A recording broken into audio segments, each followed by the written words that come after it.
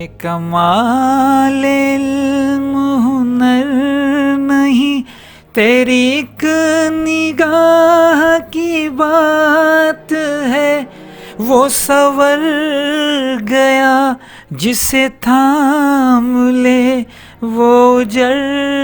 گیا جسے چھوڑ دے، مجھے نام دے نہ مقام دے، مجھے لاکھ دے نہ کروڑ دے، مجھے دے تو ایسا سوال دے جو تیرے کرم کو جھنجھوڑ دے۔ نگاہ مرشد اگر کسی مٹی پہ بھی پڑ جائے تو وہ سونا بن جاتی ہے۔ اگر مرشد کا مفہوم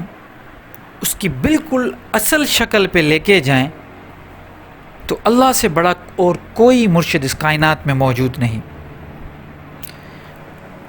میرے تمام سننے والوں اور دیکھنے والوں، یہ بات اپنے ذہن میں بالکل ہمیشہ کے لیے بٹھا دیجئے کہ اس کی جب نگاہ پڑ جائے، جب کسی کو وہ ہدایت دینا چاہتا ہے تو اس کو پھر کوئی بھی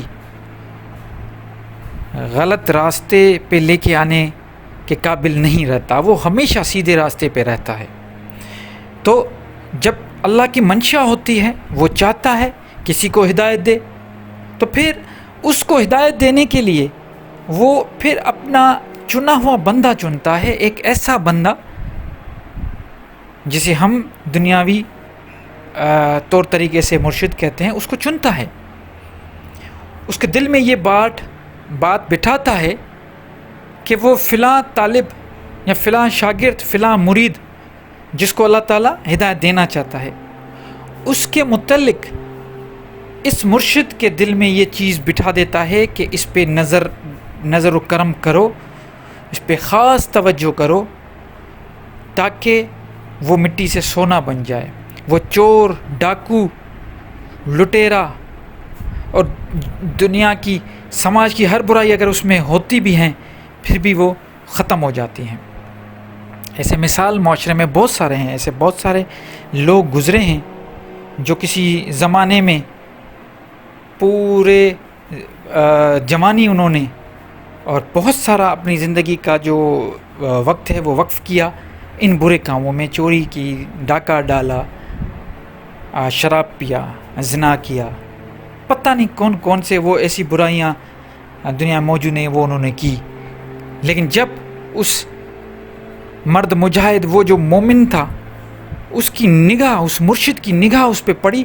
تو وہ سب کچھ پگھل کے، وہ گند سب نکل گیا، وہ سب کچھ گند نکل کے اور اس کو بھی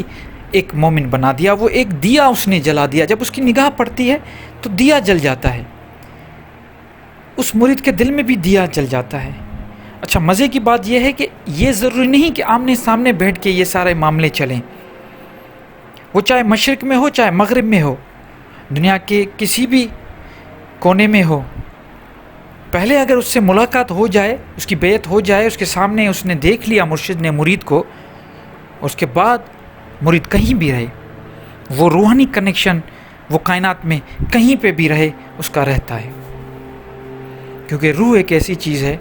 جب وہ جڑ جاتا ہے تو یہ دنیا کے جو فاصلے ہیں وہ اس میں اثر انداز نہیں ہوتے۔ یہ ساری چیزیں یہ جسم اور مٹیریلسٹک لائف میں کاؤنٹ ہوتی ہے، تصوف میں، روحانیت میں یہ چیز کاؤنٹ نہیں ہوتی۔ آپ کہیں پہ بھی رہیں،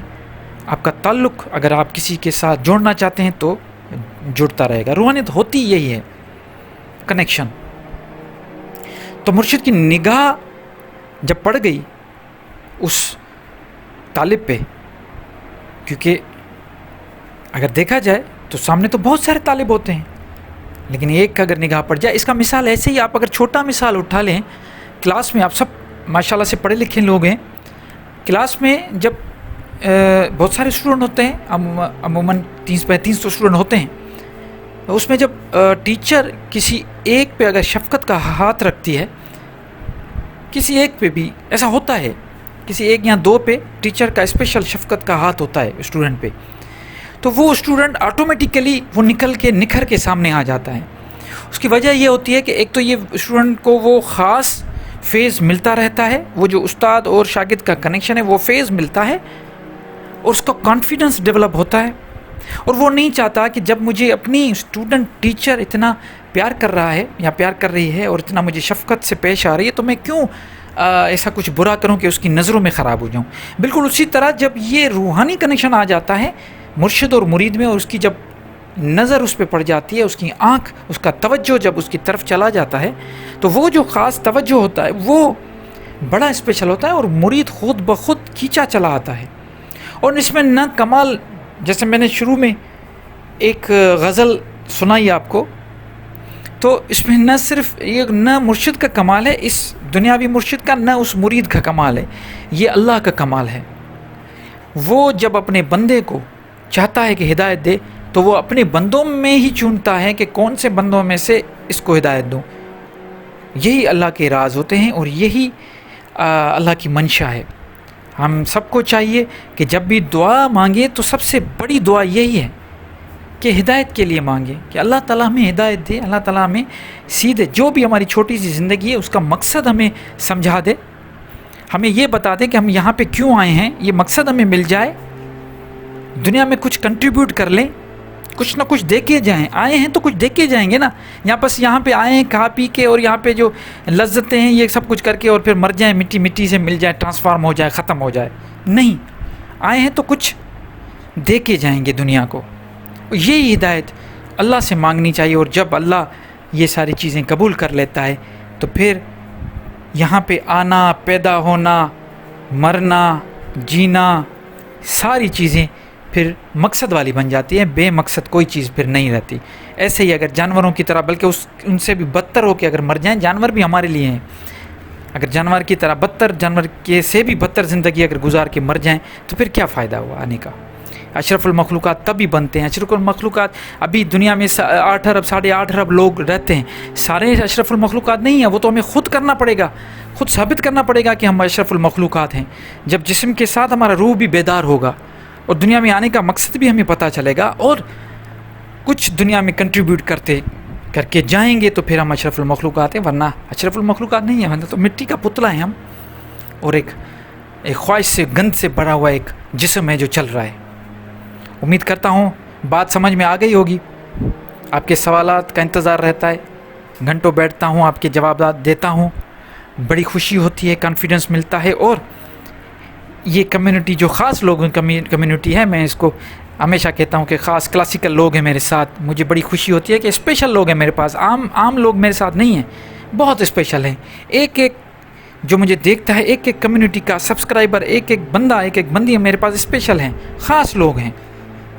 اور بڑے قلیل ہوتے ہیں، یہ بھی تو قرآن میں ہے کہ قلیل ہوتے ہیں خاص لوگ، کم ہوتے ہیں بہت۔ تو ان سب سے گزارش ہے اچھے طریقے سے انٹریکٹیو رہیں، مجھے کمنٹ کریں، مجھ سے پوچھیں، سوالات کریں، اپنے دل میں جو چیزیں وہ مجھے سمجھائیں۔ بہت ساری چیزیں ایسی ہوتی ہیں جو آپ کو پتہ ہے، مجھے نہیں پتہ، آپ مجھے وہ سمجھائیں، کچھ ہم ڈسکس کریں، آپس میں باتیں کریں، بیٹھیں، آپ کے کہنے پہ ویڈیوز میں بناؤں، آپ کے کہنے پہ میں کچھ چیزیں لے کے آؤں تو آپ کو بھی مزہ آئے گا، آپ کا بھی جو روح کی غذا ہے وہ آپ کو بھی ملے گی، کیونکہ مجھے پتہ ہے آپ بھی بھوکے ہیں، میں بھی بھوکا ہوں ان چیزوں کا۔ انشاءاللہ نئے ویڈیو کے ساتھ حاضر ہوں گا، تب تک کے لیے مجھے اجازت دیجیے، اللہ نگہبان۔